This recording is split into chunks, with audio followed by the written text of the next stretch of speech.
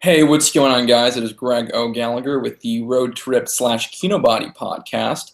And I'm here with a special guest. I've done a couple episodes with this guest. We have on Mike Matthews from Muscle for Life. What's up, dude? Hey man, how's it going? Yeah, we have a lot of mutual followers. Have you noticed that? Yeah, totally. Yeah, because I have a lot of people like, oh, like you and Mike are my favorite two fitness people to follow, and so forth. Yeah. I think because you've done some articles for MFL, and then I've been on your podcast. I don't know if you've been on mine. I've had trouble. This is actually I wanted to ask you after even getting guests for podcasts. A lot of people don't respond. Like they don't care about how big or small anything is. It's actually kind of strange. I'm wondering. I want to talk to you about that after. Yeah. Yeah, we can talk about that after. Interesting. My emails are real chill. It's not like I'm trying to pump myself up. I'm just like, hey, I have this podcast. This is kind of where I'm at with things. This is my website. I'd love to talk to you. So many people just don't respond. That's interesting because from my frame of mind, I think it's like fun to go on a podcast. Like even if a nothing burger, okay, asked me on a podcast, just a nothing burger that had 10 listeners, I'd be like, sure, let's do it. Yeah. Like I'll just take the time and go on and talk. Because for me, it's easy to go on a podcast or a video. But like if someone asked me to write an article for their site, Yeah, that's a lot more time, of course. yeah, even if they have a huge following, it's like, oh no, it's like homework. Yeah. I know it's strange. I'll ask you after the podcast. I'm kind of curious on how you go about it. Yeah, for sure. But like for this episode, actually. By the way, does my mic sound good? Is it using the right mic? Just want to make sure. No, you sound crisp. Okay, cool. All right, good. Then it's the right one. Yeah. So I guess on this episode, we're going to take like a little shift away from fitness because people kind of like to have, a full perspective. And we're going to talk about stuff that people are also really interested in, how to get shit done, how to become successful. Because for me, I get a lot of people asking me questions like, Greg, like, how did you start Kinobody? How did you build this up? How did you build the YouTube or the site and so forth? And I actually have a few followers of mine that are trying to kind of follow in those footsteps. But also, even on like a different note, some people literally they have goals in their life, maybe completely outside of fitness. Sure. Yeah. Maybe they want to start a personal training business, but maybe it's or just any business, or want to get ahead in their career or whatever. Head in their career, they want to like do this and that. And so, Mike, you've become really successful with Muscle for Life in the last really short period of time, 2 years. What has been like really the key to your success and like where you see other people fail? If that makes sense. I guess there are several different factors that, again, it's something I've spoken about different bits and pieces of them in various articles I've written on Muscle for Life. But I think one of the big things is how much time I've put into kind of building relationships with people and establishing goodwill and responding to emails and responding to every email, every blog comment, every social media message, everything. And that's very unusual, not just in this space, but in any space. And especially as things have grown where, MFL, I don't know in terms of the greater scheme of things, but it's over 1.2 million visits per month now. In terms of a health, it's really a blog. It really is. It's kind of a glorified blog. That's really what drives the whole thing is my writing. So for that, I mean, it's definitely one of the biggest out there. I don't really know in terms of people's individual blogs, but, and then on the supplement side of things, Legion, is doing millions of dollars a year in sales.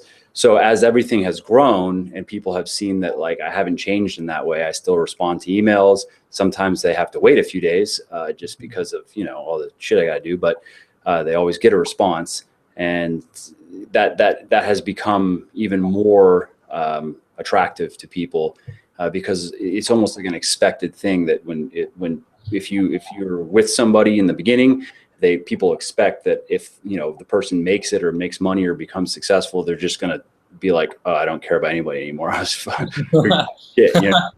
So that's a more actually just kind of with the amount of time that I've put into it, it would be hard to do if I didn't actually like doing it.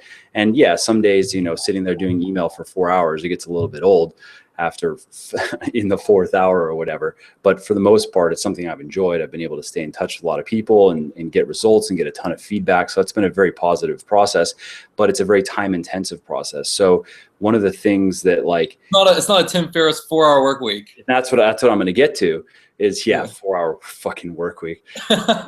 So that's one thing is, the willingness to work hard. What a lot of people that I know, and I'm now just speaking, I'm not going to speak just generally of everybody out there, but these are people that I know that have kind of come to me and seen, they'll see me now and then. And those are the people that will come to me and be like, hey, so you still doing that fitness thing, the website, like, almost like trying to like put it down. Like, yeah, that little in a very condescending way. Yeah. Or like, you still sell a book or something? You know what I mean? Like, these are people in like your social group? Just people. No, I mean, these are just random people out there that have known me maybe when I was younger and shit, whatever.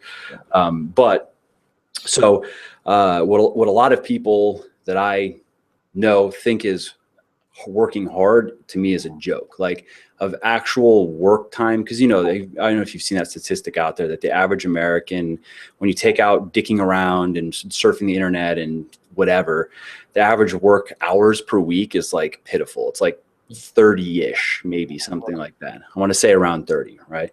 Of actual, we're sitting there working. It's like half productivity time and like half bullshit. Yeah, exactly. More or less what it comes down to. Yeah.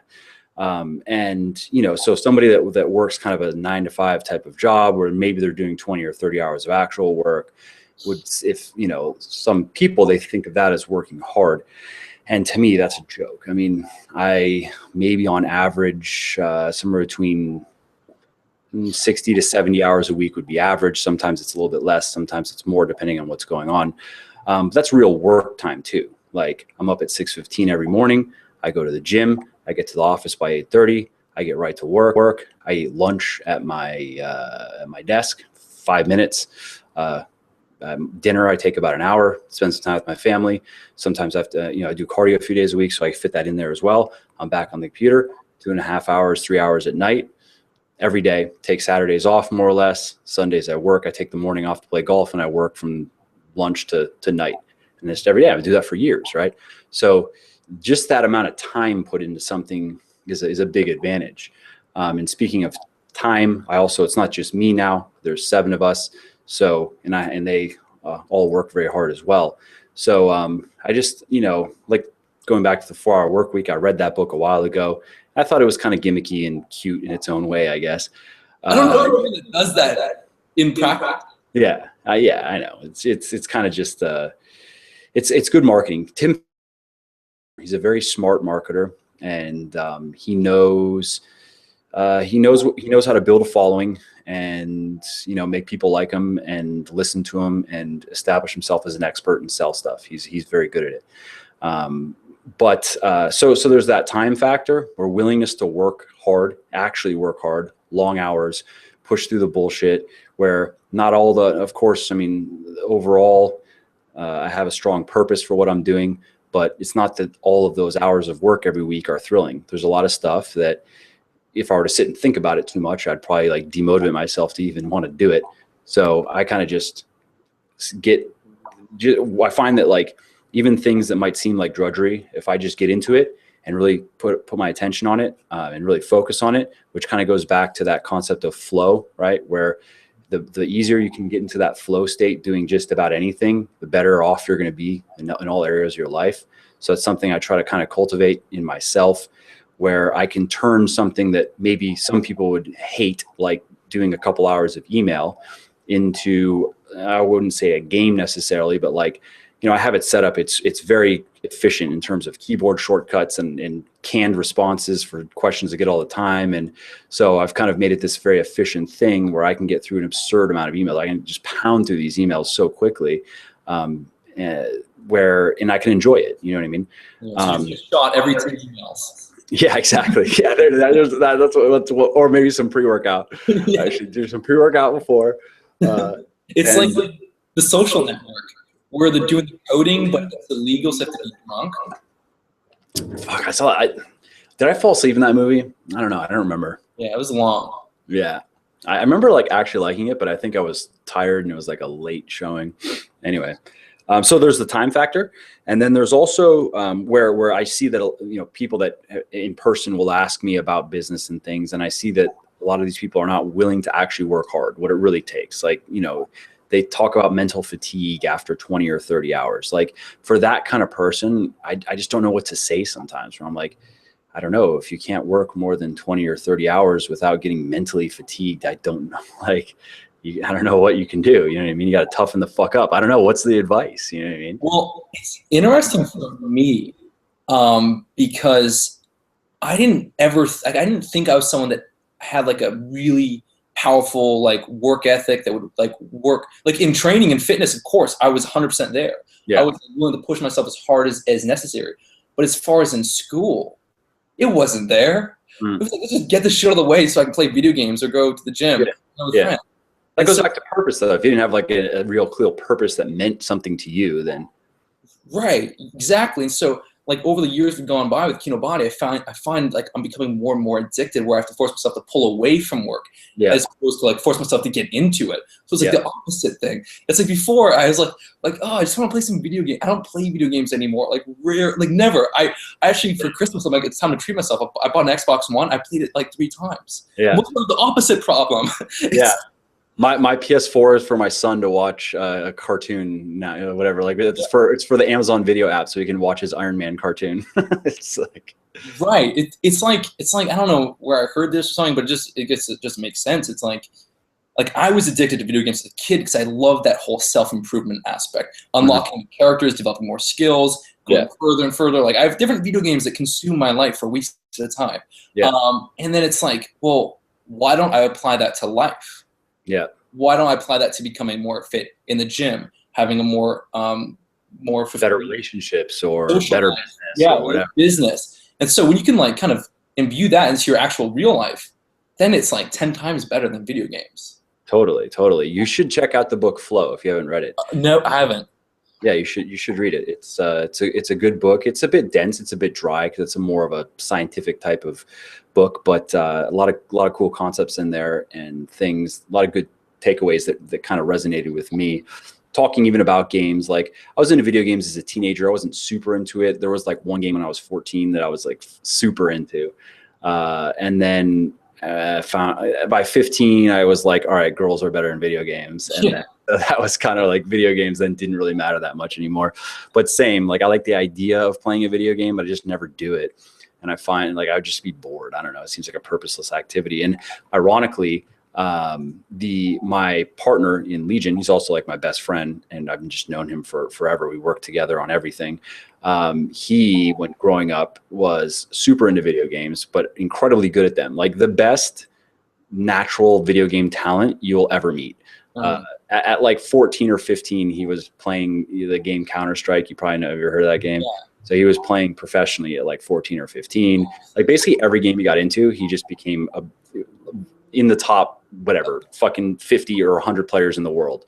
Oh my God. But funny enough, so he had that experience growing up, and now that he has now he's 25 and he's married, and so he doesn't even play video games anymore. But he has taken his ability to get really immersed in something. He's a very quick learner, and that competitiveness of wanting to get better, and applied it to mainly what he deals with is marketing and sales stuff, although he kind of has his hand in a lot of different things, but it's mainly marketing and sales.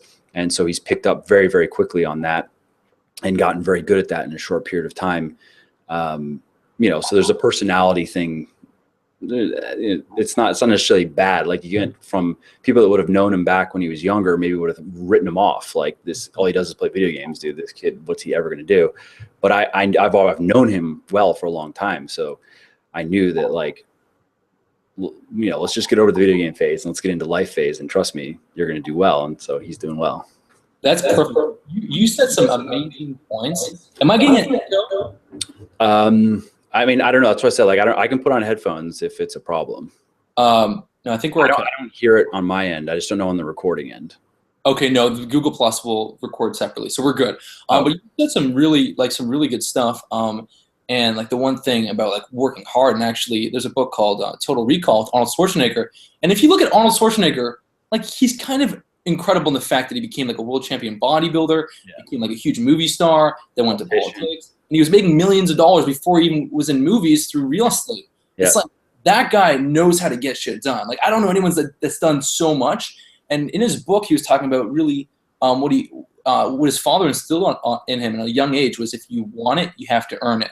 even he had to do push-ups before he had breakfast. So he just had this mentality that he could achieve whatever he wanted as long as he put in the repetitions, as long as he put in the work. And a lot of people don't have that mentality today. Totally, especially not with the younger generations coming up, right? So entitled. It's so it's unfortunate because that's just not how the world works, and that's not how society. Even if we can go more and more in that direction of a it's almost like a welfare type of state, but eventually that collapses. I mean, I think of books like Atlas Shrugged, as extreme as some elements of it are, and as fucking long as it was, and it did not need to be that long. There were some great takeaways from that book regarding that. Again, I think that her philosophy is a bit extreme in terms of like, fuck everyone, just care about yourself. But it's very, I think that the estimation of effort that it takes to make things happen, I think people are very off on that. A lot of people I know, at least, are very off on that. They think things that are going to be much easier than they are going to require a lot less work, or they think it should. They think it shouldn't be so hard, or it shouldn't be so.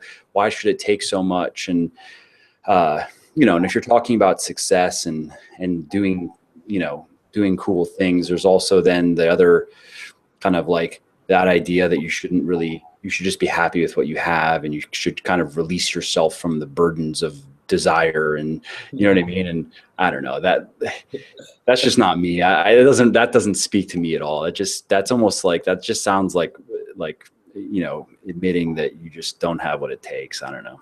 Yeah, like, no, I hear you, because that's kind of like a scapegoat in a way. Yeah, it's like, oh well, because some people don't buy into themselves, they don't think they can achieve it.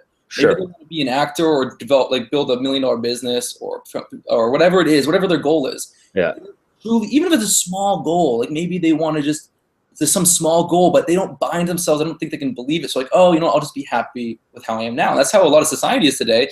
Yeah. It's, where people it's good to accept, but like, don't, like, if you're 300 pounds and you want to be fit, you want to be fit.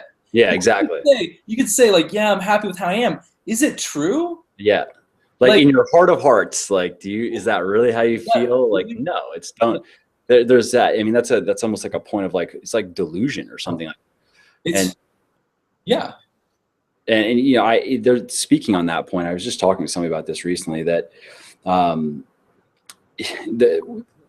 sometimes what people tell themselves is just not true. Like, I mean, even in stuff of like, so why they'll say that they do work very hard, or I've just seen that people will tell themselves stories that when you go and really break it down, like they'll say they don't have time to do this or that or whatever, and they have a lot of these types of things. And then you're like, okay, so I want you to keep a log of every minute of every day. What did you do for the last week or for this next week, or, and then we'll look. And so it's like when they actually face reality is in a lot of times very different than the stories that they tell themselves about why they can't do this, or why they just, bad luck with that, or they weren't born into the right circumstances, and I'm also, though, not insensitive to the realities of, I think, like Malcolm Gladwell's book Outliers. I didn't like the overall message of the book, to be honest. I think it was a bit too much like, oh, everything is just in the hands of chance and wherever you're born and whatever. And that's not. It's not a self-serving mindset to have. Yeah, and I don't think it's very. But it's kind of. He was kind of taking a contrarian stance to the normal self-help type of, you can do anything type of thing.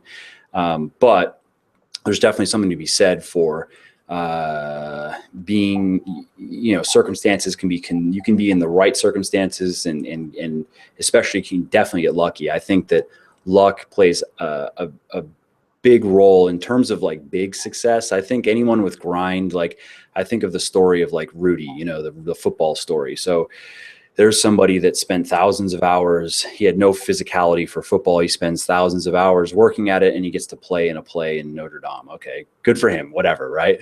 So there's like the ultimate grind. Yeah. That's a fucking tragedy, though, dude. That's like thousands of hours to play in a meaningless play for what? When he could have taken something that that he had, because he had, like, in terms of natural ability and talent in football on a scale of like 1 to 10, he was like a 1, you know what I Yeah. mean? But he had that 10 work ethic. So he's able to become a 10 if we were to multiply those like factors. But then, you take a guy like Joe Montana, right? So he's a 10 talent, 10 work ethic, and he's 100. You can never, ever come close to that. So there's definitely something to be said for things that are a bit outside of our control, and luck. I mean, I think that in terms of becoming exceptional, you definitely have to get lucky along the way. But I also do think the cliche of like, you make your own luck with working hard and not being a fucking scum, and not, just in this industry, especially not just lying to people and ripping people off and bad karma type of stuff. You know what I mean? Like treating other people the way you'd like to be treated. I think that you kind of can make your own luck, and some people do seem to be luckier than others in general. Who knows why? But I think that everybody can get lucky breaks if they just keep on working and, stay moderately ethical, I guess you could say, and just not succumb to the standard things that people succumb to in terms of like, of course, a lot of it revolves around money, just being willing to do or say anything for money. That's bad. Like that's, and we see so much of that in business though, and it's unfortunate, but there's obviously that's not a generality of all businesses, but we see that a lot in this industry, as you know, but it's in a lot of industries where it's kind of like the standard thing is just get people's money. Who cares how you get it? Get people's money. And then you have people's money, and then you go buy shit, and then other people look at you like you're awesome because you have that car or that watch or whatever, when you're a piece of shit. Like, you shouldn't be celebrated at all. Honestly, like I mean, whatever. When it comes to like, I don't automatically assume just because someone has money that they must be a good person, or they must, you know what I mean? Yeah. No, it's like, I agree with that. I mean, actually, I kind of have the mentality that if you want to really someone wants to become really successful in the long term, they need to find a way to give 10 times as much value as they're taking. Just pour value out and do it in a smart way, and have like the business mindset and everything. Just give all that value out. Because I mean, like, your stuff is obviously one reason why like you're so successful is because you've created. You wanted to say so sexy. I heard that. So sexy. The one reason you're so sexy. No, I was gonna say, because you just have poured out tons and tons and tons of articles. Because people want to like create create a product and then just sell the shit out of it. It doesn't work like that. It doesn't work like that. You gotta have people. I think of the show like Shark Tank. You have people that they bring these products up there, and sometimes they get deals, sometimes they don't, or whatever. But I think that the business model, and this is something obviously that the same type of model you work off of and that I work off of, is build a following and then find out what they want and then sell it to them, as opposed to build something and hope that there's a following out there for it. You know what I mean? Yeah, no, exactly. It's very, I don't know, it's an amazing approach. And actually earlier you're talking about how, people aren't really honest with themselves. They have a hard time, and they have all these rationalizations, and it's that's exactly what's holding them back. I think, not like this isn't a great role model. It's like not a great role model at all. But Jordan Belfort, I think he had a really good quote, and it was like, the bullshit story you tell yourself for why you can't succeed is what is holding you back, essentially. Right. And it's so true. And people have a really hard time being truthful with themselves because they want. I think there's a lot of people. Don't you think it's like also a reflection? A lot of people are not truthful with others as well. Just kind of dishonest in general. Like, yeah, we all tell lies now and then. It happens. But, personally, I try to, you could say, live with the truth. Like, I try to not be dishonest. I try not to even tell white lies. I try not to lie to my wife about things. I try to be an honest person and try to generally, do more good things with people than bad things.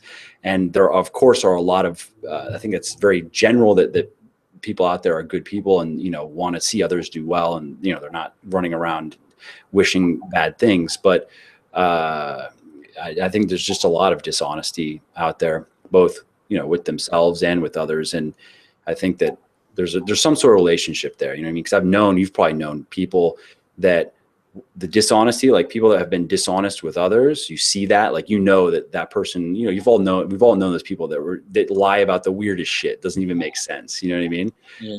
But then what do they tell themselves? They're equally, it's like they live in they create this alternate reality that they tell people, that's lying, right? Just kind of making up fake stuff that you have to try to remember all this fake world that you lie about all the time. But then yourself, like it's like they also live themselves in this weird alternate reality where something that's obvious to you and you're looking at them like, why don't they just do this? Like, what are they even thinking? What are they doing? But to them, they tell themselves this whole other story and they don't even see it that way. Yeah, no, I've seen a few examples of that where people literally, oh my God, they convince themselves that like something happened this way, and it was like, no, Yeah. not even close. Okay, Yeah. you caused this. This was you. Totally. Yeah. Something also I think is a subject or just so we have that work hard aspect. We have the like be helpful, give a lot of value, as you say, which I think is just a simple way of putting it. Build goodwill, build relationships. You know what I mean? Like, and take that time. People need to see also that when you're putting in that time, like, because people, it kind of reminds you of politics, right? What do people respect in politicians? They want hardworking people. They want people that are honest. And it's, of course, we're talking about personas here. Who knows? But it's just what are people drawn to? What type of virtues are they drawn to? But then also there's skills. And, a lot of the people, if I can just rattle off the top of my head, that aren't making as much money as they'd like to make, or their businesses aren't doing as well as they'd like them to do or whatever. In a lot of cases, a lot of these people have no real skills. They're not really, really good at anything. Maybe they're okay at a couple things, or in a lot of cases, they're honestly like kind of good at nothing in terms of like, sure, they have strength as a personality. So, everybody has that. You could go pick up that book, Strength Finders, and go Strength Finder, and then go take that test and, get an idea of your personality, of what areas, what types of things you probably could excel at, in which ones you probably are not that going to be that great at. But in terms of like something specific that took thousands of hours to cultivate. And that is another kind of comes back to grind and work ethic. Like there's no shortcut to becoming a great marketer. There's no shortcut to becoming a great business person or entrepreneur or salesperson or writer or, video producer, content producer, or whatever. It just takes a lot of time and a lot of study. And these are things that, like, if you just read the biographies of, great successful people, in any field, just go read 10 biographies and you'll see commonalities. And of course, like, these are common points. The ethics and point is questionable. That one is in some cases you'll find it. You have guys that kind of embody it, like maybe Elon Musk, and then you'll have people like John Rockefeller. So, but you have that work ethic, and where they don't care what it takes. They're gonna, if it's 100 hours a week, that's what they're gonna do, and then they put in a ridiculous amount of time just cultivating their skills, and now in what does that mean? That means constantly studying, always reading. There's never enough. You never know enough, and I don't care what field it is. Like I'm a big reader myself. I read probably on average a book to a book and a half a week. It just depends on how big they are and how dense it is and whatever. And I have I rotate through. So I'm reading like a business book. Right now, it's been a lot of business and marketing books actually, but normally I have kind of like a book, or it's like a business book, a marketing book, an art or writing creativity type of book, a biography or a history book, and then sometimes a fiction book. Usually not. It's usually just kind of swings back around. So I'm kind of working through the different areas that I know I can get, that I know that I'm going to, like, I have a purpose for reading these books. I can put it into use. I can make my life better with them somehow. You know what I mean?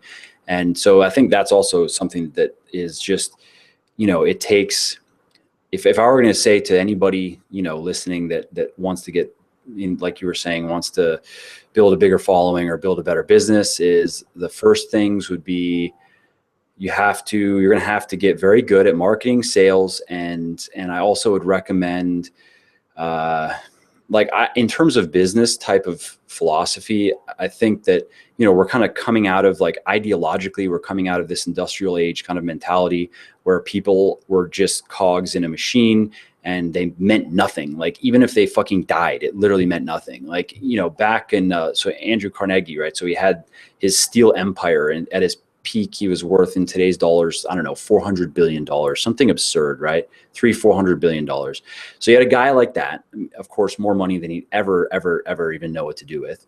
But in his steel mills, you had 50 to 60% of workers were getting seriously injured or maimed in their tenure working in his mills, right? That's how dangerous they were.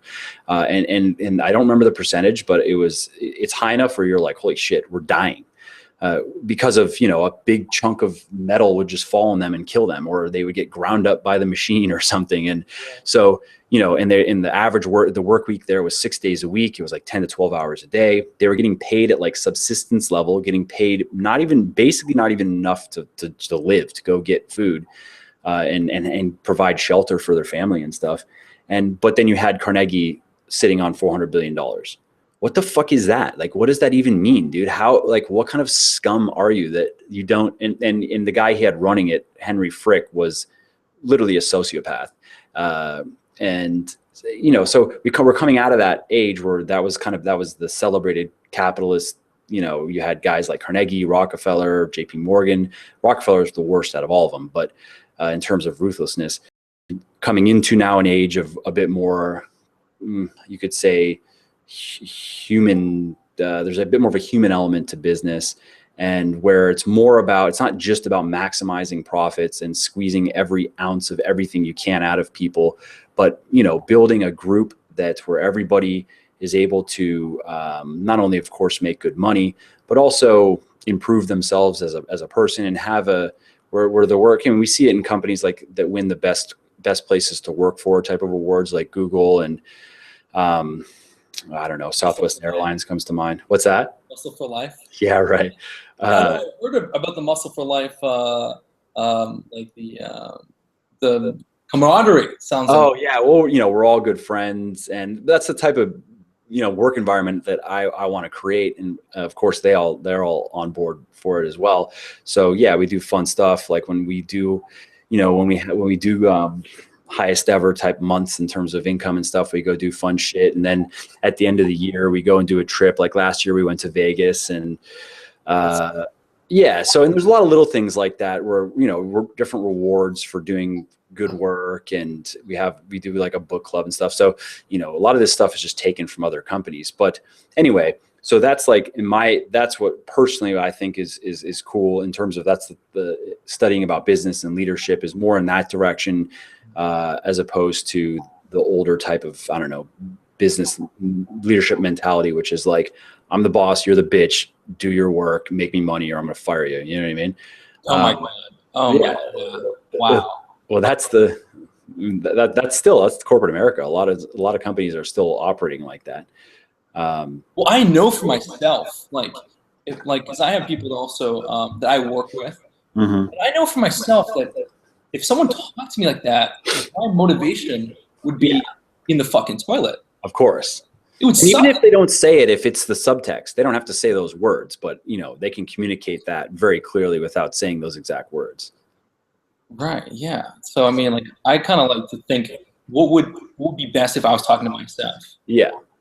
Totally. Yeah. Treating other people the way you like to be treated. Wow. It's not even that hard. What is that? That's like what is it? The Chinese golden rule of happy living or something. And it's like thousands of years old. Like,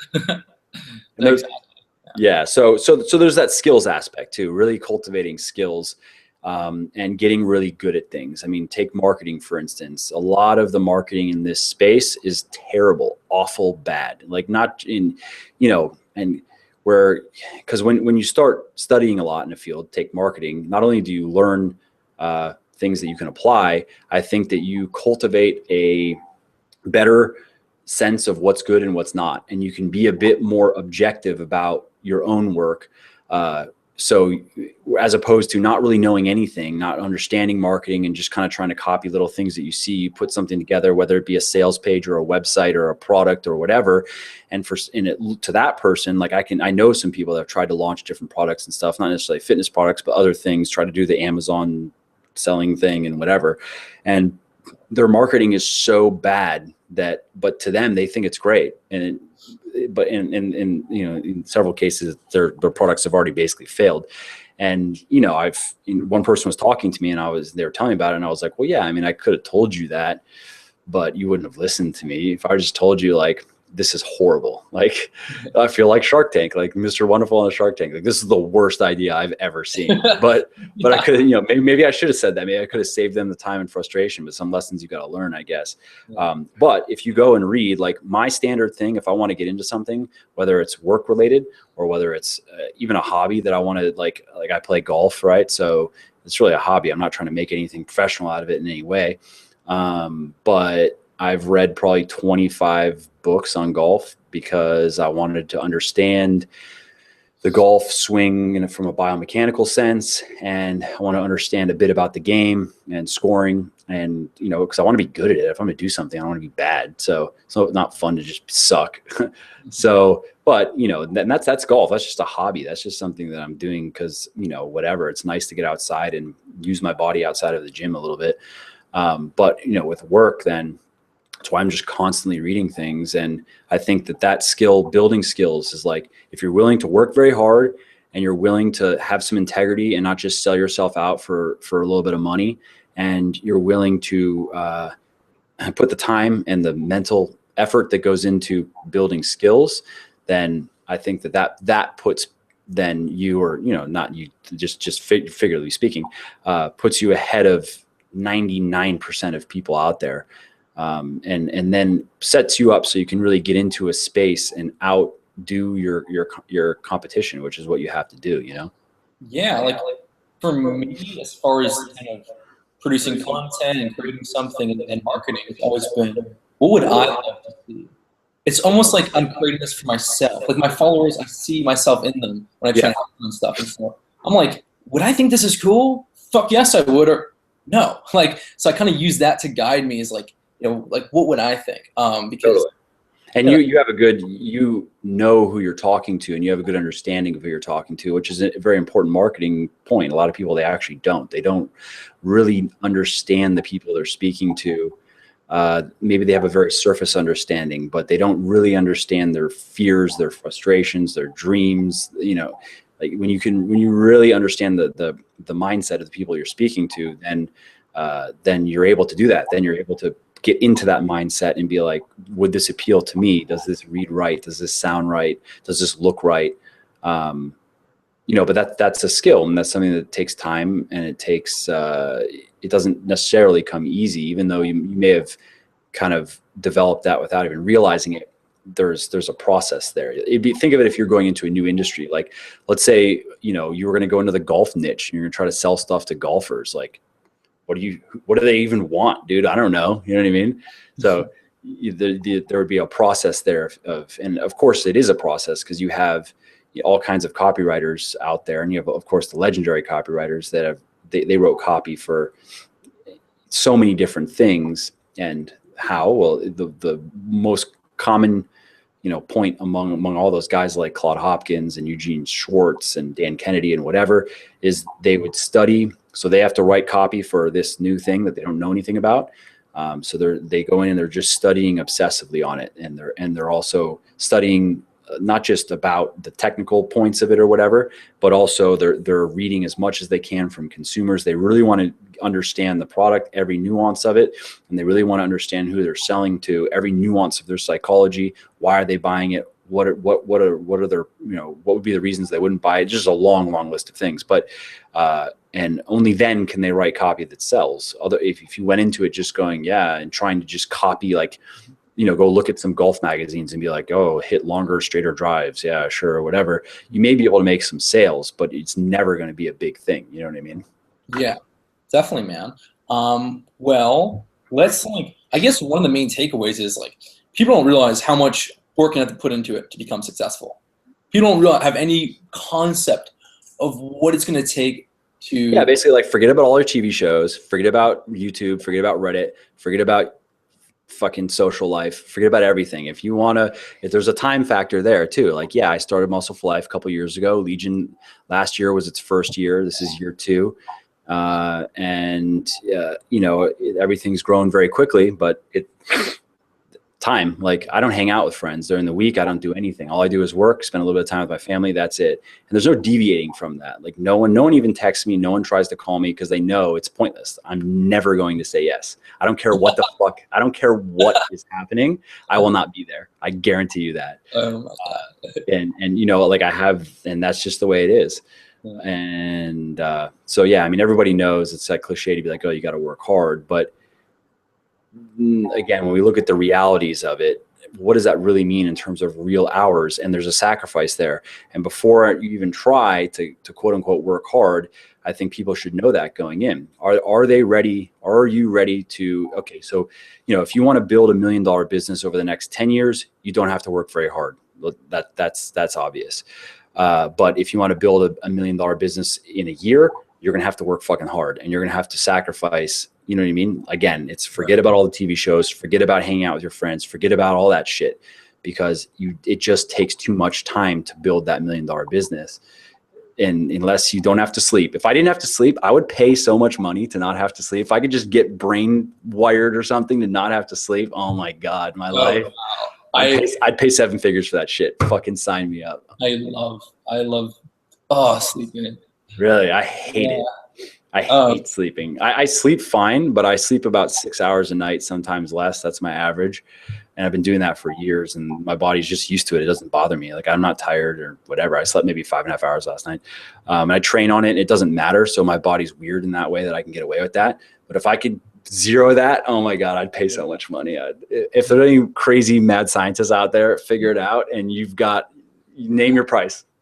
Well, Tim Ferriss in the 4 Hour Body, he did that whole like sleep polyphasic. I know. Yeah. I didn't read the book, but it's so impractical. And yeah, even for living, it's just impractical. You know, that means like right now I'd be like, oh shit, sorry, I got to go take a nap on my cot on the floor because, you know what I mean? It's and fall asleep like that.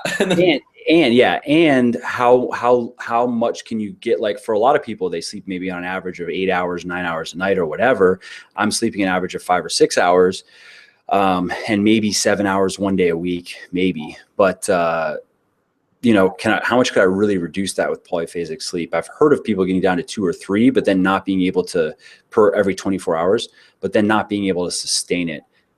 Where eventually it either becomes too much of a hassle for just living, because their schedule's all wacky. They have to be able to sleep at like really random times, or physically it just runs them down and they can't do it. So I haven't tried polyphasic sleep, and I don't know. I think I don't think it would work for me. Right. So I guess like one important message to leave people with is like, you gotta pursue something you absolutely love, you just enjoy. Because if you weren't getting some form of fulfillment or satisfaction from what you do, why would you put those hours in? I mean, maybe you would, but I think though you got to watch out for that though, because you know you have people say like, oh, you got to find your passion or whatever, but a lot of people, they don't know what they're passionate about. They don't know what they could even be passionate about. And I think that you're not going to find you're not going to be passionate about something that you're not good at. That's for fucking sure. I don't care how much you have like if you have an inclination or you think you might like doing a certain type of work or a certain type of activity of any kind, and then you go and suck at it, like golf. I like golf. I don't know. It's a weird sport. I grew up playing hockey. I understand. It's almost hard to even call it a sport. It's a weird hobby activity thing. And I grew up playing hockey, right? So, which is a fast, aggressive, like it's the opposite of golf. But I just like it. I don't know. There's something about it I just like, right? But, you know, getting started at it when I was learning, I mean, I'm still learning, but at least I'm decent now. Yeah, it was a pain in the ass. It's not an easy thing to learn. So, you know, in the beginning, would I think that, oh, I could just be passionate about golf? Well, not if I was bad. If I couldn't get good, I would quit 100%. If I just was something in me, if golf's not for me, my body can't figure it out, then I would absolutely quit. So I think that there's something to be said for that, where it's like, if somebody's like, well, I don't have any passions. I don't know. What am I passionate about? I think you have to get out there and you have to try things and cultivate some skill. And that goes back to this concept of flow, which I recommend that everybody reads. Like I said, I mean, there were I thought some really great takeaways from that book. Some stuff I was kind of whatever about, but there are some really great takeaways that I have experienced myself and I think are very true. in terms of finding something that you can really enjoy for its own, that doing it is the reward, as opposed to trying to chase after money or chase after recognition or whatever. But you have to get in there and do it to know, you know what I mean? I try not to overthink things in general. I try to stay in action and not, not that I'm not thinking at all, but I'm much more the person to be like, if something makes sense in my head, if it's a work thing, a marketing idea, a product or whatever, or I'll think about it. There's a point where like, I'm done thinking and now I'm just going to get into action. I'm not going to now be questioning, thinking everything. You know what I mean? Like, that makes sense to me. Yeah, I'm going to do that. I'm going to go do it. And I really, really make a point of trying to finish the things that I start, because I think dropping things and quitting is terrible it just is a terrible habit to get into. And it creates it has a momentum to it. Yeah. And I think that if you fuck it up though, and you start and quit too many things, and I've seen people that this has happened to, where they're now incapable of doing anything, really. Like they can't even get themselves to start things because they don't even trust themselves to finish what they start anyway. So they're in a really shitty place, basically. And so I'm very, very like, I choose my battles carefully. I choose my projects. I try to, I only have so many plates I can keep spinning. But when I start it, I'm going to finish it. It applies even when I'm reading books. I'm like loath to even quit, even if I hate a book and I think it's shit. There's a good chance I'm going to finish it. Although I did just quit a book recently. It's called How to Get Filthy Rich in Rising Asia. So it was recommended by some like big hedge fund billionaire guy. And it's a novel, so I normally wouldn't even read it. But, he thought, I guess it was like, he really liked it and it had a good moral to a good message or whatever. And I got halfway through it and I hated it so much I just quit. I was like, this is an absolute waste of my time. I can't stand this fucking book. You know what? That's what like, I was surprised, but that's what someone told me. They were like, Greg, I noticed that like, whenever you do something, you fucking stick with it. Yeah. I didn't even think that was special or like I was like, like you did, like you got into working out, like you like stayed with that for years. You did martial arts for a number of years. You started Kinobody, YouTube, and you kept doing YouTube. You started this and that, and everything you've done, you just kept with it. And I'm like, of course, people don't do that. People don't do that. What the fuck do you quit? Yeah. Like, look around, like people like quitting everything, and even sometimes it's like they're on the because sometimes they suck. Yeah. But sometimes they're like on the brink. I'm like, oh my god, if they just stick with that, they're in a couple more years they'll be up here. Yeah. They quit. Yeah. Yeah. I mean, again, that's I guess that's another just point. There is a persistence point. You got to be persistent for sure. And again, I think that also does come back to finding enjoyment in the process, though, because if you're too results oriented, and if you're getting into something, just dreaming about the money, and then it's going to take way too long to get that money, and that alone can be demotivating, as opposed to getting into something to enjoy it for it. And that's, for me, that's probably mostly writing. That'd be the number one thing in my work that I just enjoy doing. I don't care what it gets me or doesn't get me, really. I mean, I do, but yeah, that's not why I do it. I don't write all these articles because I'm not thinking every word I type is like another dollar in my bank account. You know what I mean? I just like to do it, and I try to, I like to read and I like to write. So.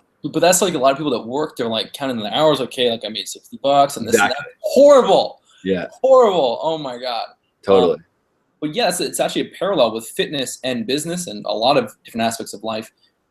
If you're just focused on that end result, it's going to go by slow. It's not going to be fulfilling. You'll probably quit. But if you learn to enjoy the process, into getting in shape, building a business, then it just moves a lot more gracefully. And and then you just, it's a much more enjoyable journey too, where you're not just constantly anxious about when are you finally going to get what you feel you deserve. You know what I mean?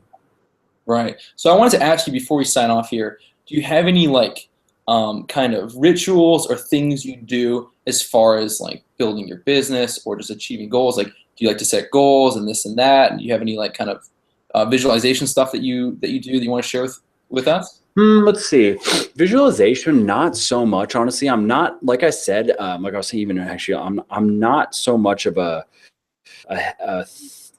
wouldn't say I'm not what's that? No Yeah, vision board. exactly. I don't Yeah. have one either. Ironically, I actually did do that one time in the past, just for fun. I was cutting stuff out of like Rob Report. And I was like, that looks cool. That looks cool. But I lost interest in that because, again, where I'm just like, I'm not so driven by things. You know what I mean? That's not really my drive.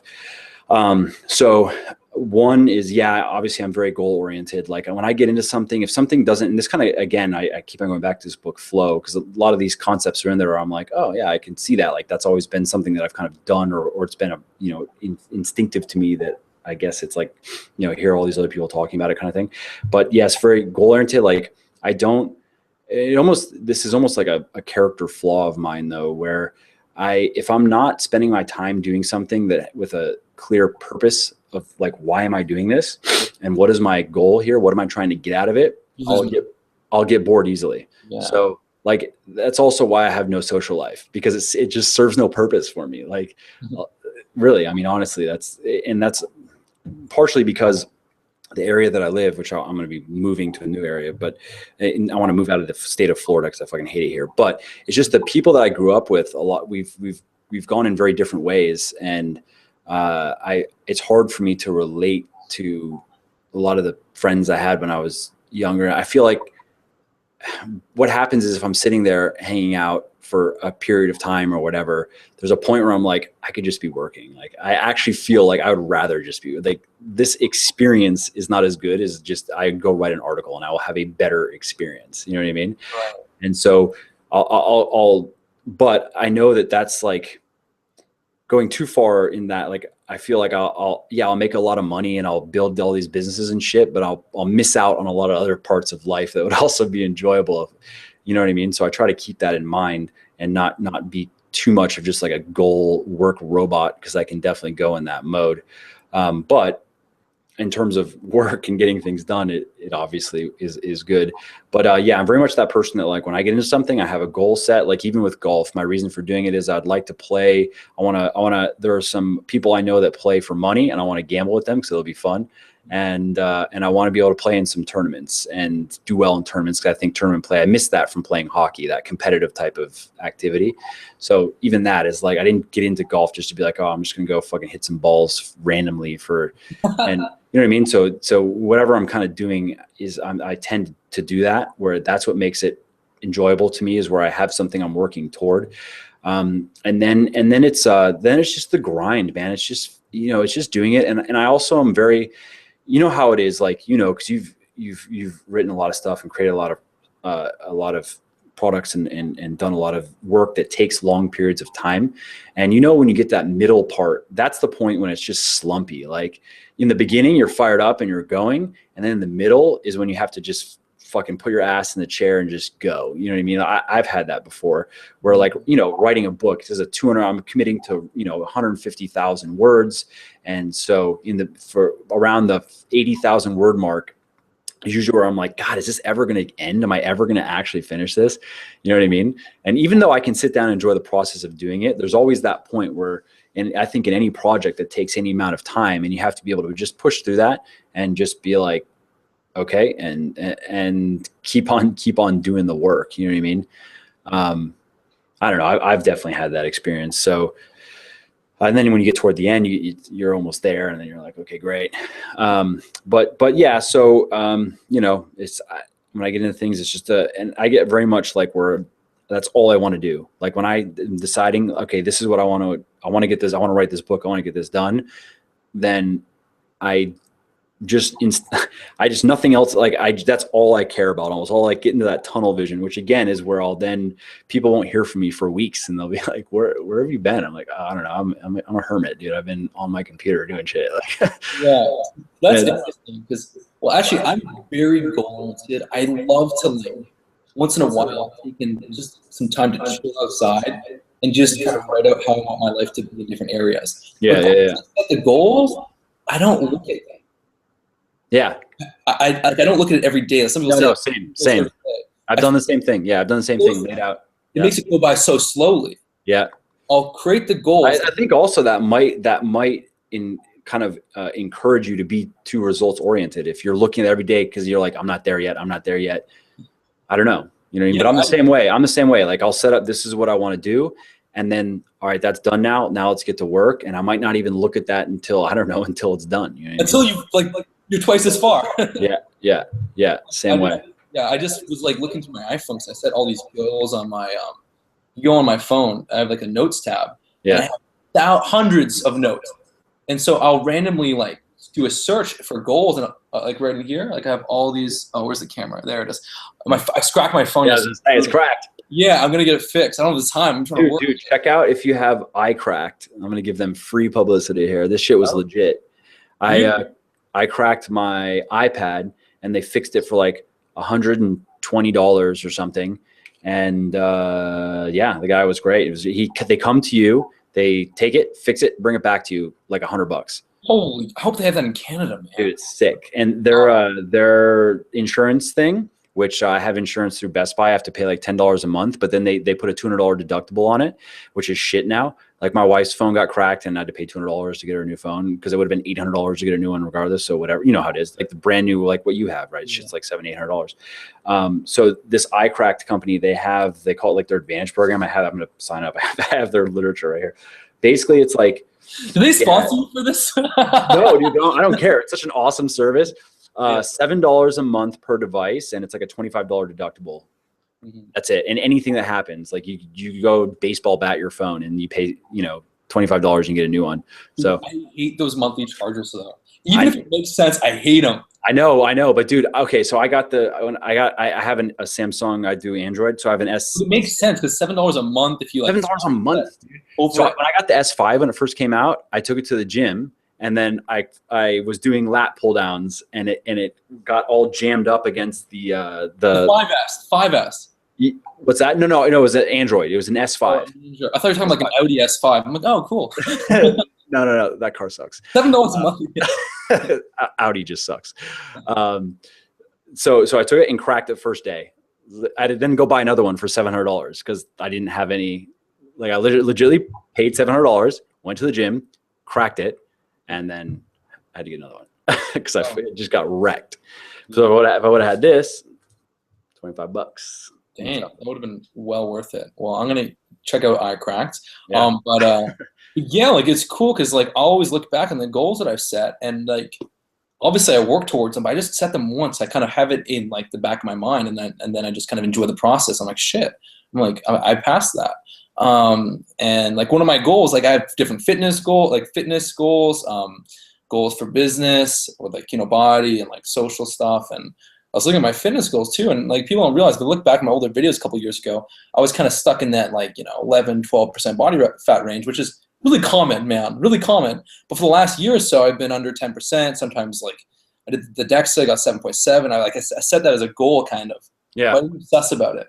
But for me, it's like goal setting is like magic to me. It's like magic because totally. I mean, I think that's a necessary. Absolutely. If you're going to get into anything, you better have an idea of where you're going and set it. I think also something to be said for setting goals that you actually believe you can reach. I'm not one for like, for instance, I don't really have a goal of becoming a billionaire, for instance. Like it's just not real to me. So why even, who cares? You know what I mean? A goal of, let's say, being worth $100 million. Okay, I could see that. So, that's a big goal, but I think I could get there. I think I could do that. So, I think what's that? Shoot, like aim a little higher. Shoot for the stars. 100 mil. All right, fine. I think that I don't know. It's interesting. Like on at what point there's research on that. I think the number is like basically at about $80,000 a year. Is like from there with the average person, the amount of benefit that you're getting from happiness that you're getting from more money just drops off. Right. Yeah, I heard that too. Yeah, it was like $75,000 or $80,000. Something like that. Yeah. You already have basic needs, and you can enjoy entertainment and eat out, whatever. So it's like, I think that's going to vary. Like, I mean, I'm not an extravagant person at all, but I like nice things. I like. My wife is into fashion. That's expensive.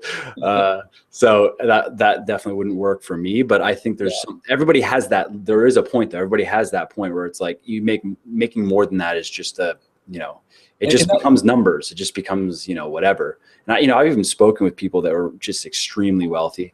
And one of their complaints was how much time they were spending managing their shit, just relating to their shit, to their multiple houses, planes, cars, boats, you name it. Where like, there's a point where they're like, this is retarded. I'm spending, 30 hours a week just dealing with it's like, too much, man. It's way too much. It's better just to keep things simple and like get what you really want. I mean, I was this weekend, actually my friend Chris in LA, he's roommates actually with Dan Bilzerian's assistant. Do you know Bilzerian? Yeah, sure. He's like the epitome of like, lavish things and hedonism in all things. Yeah. So I was talking to his assistant. Yeah, he's like, he has to manage the cars and flights, and then some girls can't get on the private jet, so he has to book them tickets. It's like there's a lot of yeah. But I know a girl. Her dad, he has somebody that just manages his cars, his watches, and his art. And because he's always buying it, and then he's always wanting to sell. Like he's just constantly curating his collection of cars, art, and watches, and he has other things. This guy's worth, I don't even know, hundreds of millions of dollars. But that he has a person whose job is that, like, manage my watch collection, manage my car collection, manage my art collection, but they have to like meet on it. Like, okay, so this is what they have in terms of their assets right now. He wants to buy this, whatever thing or whatever the fuck. And, but to do that, they want to, or something he doesn't like anymore. He doesn't care about that anymore. So they're going to sell off those things. Then he wants to replace it. It's a thing. I don't know. Like that Fight Club quote, the things you own end up owning you. And it's true, man. I've talked to friends and like, yeah, I want to make 10 million a year. I'm like, do you know what 10 million a year like looks like? Yeah. Like $1 million a month. Think about that for a second. Okay, you're gonna lose 40%, you give that to the government, but still, $600,000 a month. Like, do you know what that is? Like, you don't need close to that to not live anywhere. A lavish lifestyle. Yeah. It's like, people get stuck in whatever is it Perilous by Numeralis. I don't forget what the quote, but like they get stuck on numbers, but they don't really. It's just a number as opposed to it's abstract. It's not in real terms. I've actually had this conversation with my wife just randomly, not that she's like or whatever, because just in terms of money, like break down what a couple $100,000 a month actually looks like in terms of like, okay, you go buy, you go $50,000 a month on your house, which is a ridiculous house. I mean, that's a sick multi-million dollar house. What does that work out to multi-million? What would it work out to? It'd be like, hold on. Like 15 million over 30 years? No. Because you got to figure it's not just mortgage, but a house costs money to maintain, right? So when you have a house like that, when you start getting up to the $4 or $5 million house range, you're going to be spending a couple $100,000 a year, no less than $100,000 a year, just having it, because you're going to need someone. Your wife is not going to be the one cleaning that house. You're going to need landscapers. You're going to need, when things break, you have to also keep it in good condition when you sell it. So. But yeah, you're looking at probably like, I don't, 6 million, 8 million. Yeah, probably something like that. Yeah, because like, I'd probably say you could probably go as high as like $7-8 million house for that money, and then so like whatever that's the fuck, 50 grand, whatever. Who cares? And now you have another 150 to go. Like, what are you gonna do? Like what? Right, so throw in 10 grand a month for cars. All right, fine. Now that's done. There's your fucking Lamborghini and your whatever. All right. Yeah. And then what? Like food? Yeah, food, but then you do all that, and you're still left with another 100K. Or it's obscene. Yeah, and even if you had like 50K a month, it's like that's plenty. I mean, do you really need the Lambos and the 10,000 square feet? Like, understand? Yeah, but like, no, I know. So people kind of need to kind of determine what lifestyle they want instead of just I want 10 million. No, what lifestyle do you want? Yeah.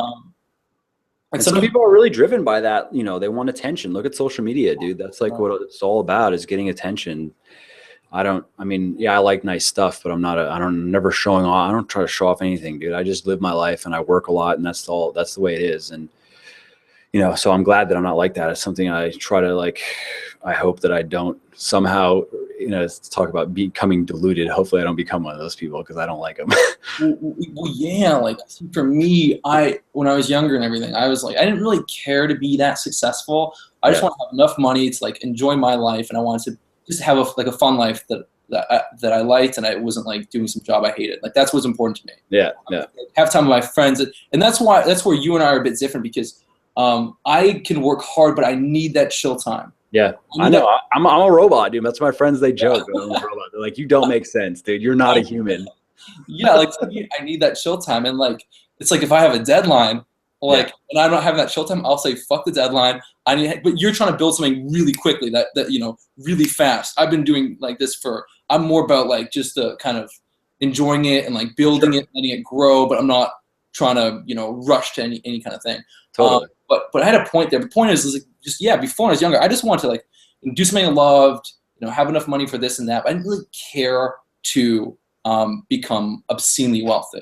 Because I was around that, and people watch my videos, I was kind of around that, and I was like, it's not as people have this fantasy about that like literally life is incredible when you wake up in a mansion every day, and you're just like, I don't care, life is amazing, and then you go get in your BMW, and then you know what I mean.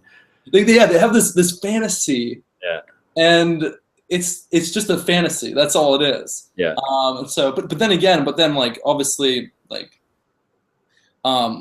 because it worked out in a way that I'd be able to do what I love, and it's been building and growing. Like sure, I'll be able to enjoy different things, but like at the end of the day, like if you're not like I don't know what my point was. The point is like all that kind of stuff. Like I think depending on the person, money can straight ruin people. I mean, it can turn people into just pricks, and there's that element, or there's now you have access to a lot of things that you didn't have access to before, and just look at Tiger Woods, perfect example, dude. Like you can turn into Tiger Woods, basically. That can happen, where you have opportunities now to do whatever the fuck you want. There are no more restrictions. You want, basically. You can put whatever you want up your nose, and you can put your dick into whoever you want. So there's also, you also see a lot of that where the people they find themselves living a life later down the line after making a lot of money that they would not have seen themselves. They wouldn't have thought they would go down that road 20 years earlier. You know what I mean? Right. And that's kind of just like their life is just fucked, like divorced and fucking, just a drug addict or just alcoholic, and where, but you see him driving in his Ferrari and you think like, God, I wish I was that guy. But like, here's my question though. It's like, is that good for your like self-image? Because if you have all this amazing stuff around you, like you have the fast car, the big house, the Rolexes, and this, like if you're using that as a way to get attention and get validation, approval, and bring people into your life, would you in consequence feel like this is the stuff that makes you enough and that you have to rely on that? Like, I wonder if that would happen, Well, I'm sure. I mean, I know a girl, her dad is actually the guy that has the watches and the cars and the art, like the one of his assistants take care of that stuff. So she comes from a very wealthy family. She was dating a guy in New York when whatever, it was now, this was a while ago, but she was kind of a party type of girl. So this guy, he was going to inherit a couple $1 billion company. Like his 21st birthday present was a jet. His parents upgraded to the latest G whatever jet. He got their, like, I don't remember the models. Maybe it was like the G5 came out and they wanted it, so they bought that, and then they gave him the G4. So that was his birthday present, right? Oh my God. So this guy, he had a huge fucking penthouse in Manhattan. That's where they lived, and but he was super paranoid that anybody would ever, because he had like rules. Like he had he'd wear, let's say he was wearing a white t-shirt. Yeah, it'd be like an $800 Hermes t-shirt, but no logos. That was his thing. Like you could never see a belt, shoes, anything. He didn't want anybody to know that he had money. And because his fear was that people were only going to like him for his money. So and same thing with the girl, the friend of mine who was dating him, he had her bags and stuff, they couldn't be like flashy Louis Vuitton type, where if you look at it, you just couldn't really know. Like maybe other girls that spend a lot of money on bags would know, but it couldn't be like some big gaudy bag. Same thing. No, like if they're going out together, she had to wear clothes that were very plain, whatever. And so he even had an apartment that he kept, which was like I don't remember which area, but in a whatever area of the city, just a very normal apartment. It wasn't like a shithole, but it was just whatever. And he would take people. So like when they would meet new people, everyone that knew him knew that like you cannot tell new people that he has any money or anything. And so he would have this whole like weird ritual he would go through where he'd like take people to his shitty apartment, and they would just know him as some dude that lives in some place. He had a whole story of like who he was and whatever, right? And you know what he's doing in New York. And then eventually, when he felt like confident that you actually liked him for him, then he would tell you like, oh, by the way, I'm literally have unlimited money and I don't live here. I live in, you know, in the Upper East Side in a fucking $20 million penthouse. And, you know, but that was like his biggest thing. That's all he cared about. Like, he's just neurotic. You know what I mean? Yeah. I wouldn't give a shit. If I was in his shoes, I would just live my life. And yeah, of course. But I'm just saying, like, there was an example of a guy that he got like that, where like he really felt that his stuff, he was so afraid that, you know, he was just his stuff, that he like had to build this weird workaround, you know, and it became like all consuming to him. Oh my God. Wow. Strange, right? Yeah, I would be too lazy to go through all those like. I'll like if I go to pick up girls, I'll just like if I I'll just put on a fat suit just so they don't love me for my body. Yeah, exactly. Yeah. Now that you like me. yeah, and then just put like pimple stickers on and shit, and be like, yeah. Once you know. Yeah. Because it's like the same time. And then you gotta the icebreaker is, hi, I'm Greg and I'm really poor. So that's how you start it. I know, but like to me, it's kind of like, well, okay, let's say this is a rich dude and he's dating a smoking hot girl. Well, would you like that girl if she was ugly? So then how, like, you're kind of judging her for liking the fact that you have money, but then you're also liking the fact that she's really hot. Yeah. So there's a symbiotic, I don't know, there's a relationship there. It depends on what that is, though. Obviously, a lot of guys with money, they're just banging hot girls. They're not actually, they don't care. You know what I mean? They're like, yeah, of course she's just here for money. And so to that guy, it's almost like a business transaction. Like, yeah, he's going to spend over the next 3 months, he's going to spend $50K on this girl. Like, I know a guy who dated a girl. The girl's a total gold digger. That was her thing, right? Yeah. When they started dating, he gave her $100K. Like, after there was like, he knew that he wanted to basically fuck her for a little bit longer. He gave her $100K to buy stuff. Like, she wanted, like, and she actually took it.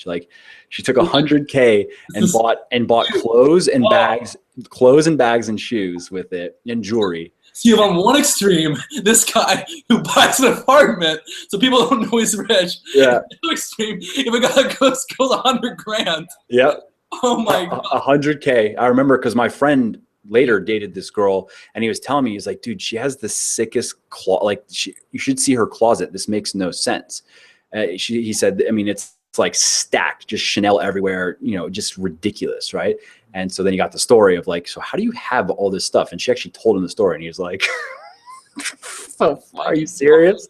He still was with her, though. He didn't break up with her because she was too hot. He didn't care. Oh, man. Wow. Yeah. Oh my God, that is crazy. Okay, so I'm trying to find. I think we've successfully rambled about all kinds of shit. I don't think we're capable of doing like a podcast under an hour. Yeah, I don't think so. YOLO. No, it's amazing. We still have 62 viewers. Like, it hasn't dropped off. Oh, this is live? Up? Yeah, it's live. And so, oh shit. No one's. When did it start dropping off? Like a bit ago when we just got to rant. We got 65 now. They're coming on. Oh, love it. That's great. Yeah. I didn't know you could do it live. Maybe I'll start doing this myself. Oh, now it says live up there. I see. Oh, that's cool. You know what? I don't tell anyone it's live. Just people that so happen to be on my Google Plus page, I guess, get. That's very cool. I didn't know that. I want to start doing this myself. Yeah. Yeah. Next time I should give people a link on my Facebook and stuff. Yeah, so. Dude. Totally. Yeah. That'd be great. I'm gonna start doing this. I'm assuming, whatever. We can talk about it after. I've never messed with this thing before, but it looks cool. Yeah, I think people just like the video is more enjoyable knowing it's live. Yeah, for sure. I'm doing a live Q&A tonight at Legion. If people watch, if they want to come, legionathletics.com/QA. I do that once a month where I just we use Ustream, but we have a chat thing and I just take questions and answer whatever. Do you answer questions that are written, or do you like buzz people in to talk? No, just they put them in chat, and then Jeremy, he goes through the chat for me and then just Skypes me questions to answer. Oh, it's cool, man. Because I was doing a webinar and I started to like buzz people in. I'm like, wow, it's so cool. Like it's even more it's cooler to hear them talk. Totally. Yeah, but anyways, guys, so we covered a lot of stuff. A lot of stuff. Hopefully people enjoy it. There's a lot of rambling. I was 70 viewers. They don't even want us to sign off yet. But yeah, we kind of like, it was cool because we talked all about like building, you know, becoming successful, what it takes, how hard you're gonna have to work, and you know, giving value to people, not being a piece of shit, you know, helping people. And you know, Flow is a great book that you guys can check out. And then we kind of got into the reality that, like, you know, if you have this idea in mind that you want to make 10 million a year, like this is what Tim Ferriss did a good job about, because he had like your dream lifestyle.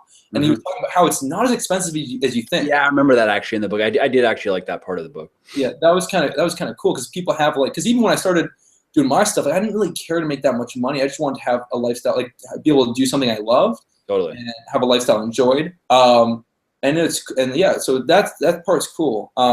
Yeah, so I don't know, like, if you make too much money, then maybe buy an apartment so people don't think you're rich. That's a good takeaway. What's that? And there are girls out there that for $100K will let you do whatever you want to them for a few months. So that's so keep that in mind. Is there anything else that you kind of wanted to round off with as far as stuff we covered, or? No, I think I got to get back to my grind. I'm trying to wrap up an article because I'm going to be out of town Friday. I'm going to go visit my supplement manufacturer in Tennessee. So I'm trying to front load a lot of my stuff. You know what I mean? No, we got 76 viewers, man. They're like, what's happening? It's the universe. Yeah. But yeah, no, I mean, for everybody listening, just in case they don't know where to find me, if you like what I have to say, muscleforlife.com, just spelled out, muscle, FOR, life.com is where, that's kind of like the little hub of my universe, I guess. Yeah, Muscle for Life. We've done some other podcasts together, and you know, you're on YouTube and stuff. So you guys can go check out Muscle for Life. And Mike's got a really awesome supplement line. Really good stuff. So you want to look into taking supplements. His products are really high quality. Thanks. I've liked what you've done with them for sure. And yeah, just to finish off, like the last point I want to make, which we talked about on the phone call last week, is finding like what you can pour yourself into, because for you it's writing. You're so good at, like, you know, just writing, creating content. I like writing when I want to write, which isn't that often as far as doing full blown blog posts. But for me, I like to create videos, and people that have been on my YouTube, they see how active I've been with videos recently, because I'm like, you know what? Okay, trying to write 3 articles a week is not happening. Okay, turns out to 2 a month. Not kidding. But I can bust out 5 videos a week, and I can post those on my site, and then create like supplemental content, and I can just bust content like that. So I mean, that might be one takeaway as well, or one final takeaway, is to find out what your strength is. Absolutely. Yeah, I think that's definitely that's just knowing yourself. That's you just knowing yourself. You looking at, also though, a point of not deluding yourself, where you just looked at it and you're like, all right, my articles are not coming out the way that I want them to be. You know what I mean? As opposed to just being like, well, you know, yeah. I mean, I do it about, like, I know people that would say like, that's the reality, but they would tell people like, I put an article about an article a week. But then no, it's actually like 2 a month. You know what I mean? So, but that's a point of just like looking at it and being like, all right, so that's not happening so much. And then knowing yourself and just like, you know, I wouldn't look at that as a failure in any way. You know what I mean? That's not a quitting. That's not a failure. That's you tried something. You had an initial goal in mind. You went for it, and you're like, this actually isn't really for me. But then you go, this though would be a better, you know, I think this is going to be better for me. And that, you know, of course we all do that. I mean, that's like I've tried many things that where it's like, there's a point where we go, you know, okay, it was a good idea, but it didn't really work out. So what are we going to do now though? How are we going to, and when, you know, that's just the nature of, we've run into a lot of things like that, building MFL and Legion, where, you know, I thought certain types of posts, I used to do these posts called Cool Stuff of the Week, where I like just random cool stuff. I love those. I know, that was, wow, it's a great post. I know. At the speaker. It's great. It didn't do well, so I had to drop it. You know what I mean? But that was the thing where I personally liked it. I mean, I like sites like Uncrate and stuff like that. I don't know, but those posts didn't do well, so I had to really look at it and be like, Yeah, I mean, I might as well put my time into things that I know that my followers like more. You know what I mean? And so, there's just stuff like that, but that's things you just learn and play to your strengths. Right. All right, guys. So that's it. We're signing off. There's nothing else here. Thanks so much for coming on, man. You can check out Mike's stuff at Muscle for Life. That's his main hub, and that's where most of the content is produced. But he's also active on Instagram and YouTube and so forth. Yeah, I hope you guys enjoyed the episode. If you really like this video, make sure to hit the like button on the video. If you listen to the podcast and don't like it because you can't, but hit the like button. Yeah, give it a review. Give us a review. And bye-bye.